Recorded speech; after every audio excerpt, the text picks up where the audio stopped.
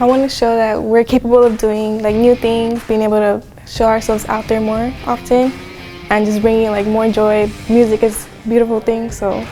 just waiting to hear all that.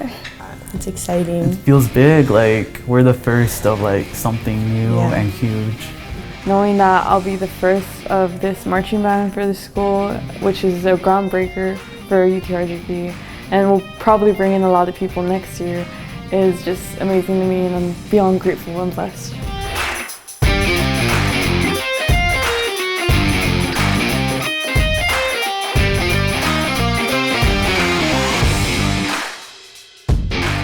I love the fact that we can get students from all these different diverse backgrounds, make one group, one university ensemble here that we can share community with, share family with, so that we can eventually get ready to perform together with, and to see where that takes us, and to see the expressions in the faces as they perform, to see the passion in what they do as they rehearse and as they get off a football field,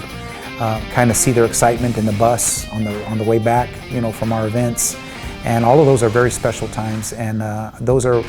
some of the reasons why I actually am a teacher, and why I wanted to be here a part of UTRGV, is to be able to experience those kinds of aesthetic experiences with the students here at this university.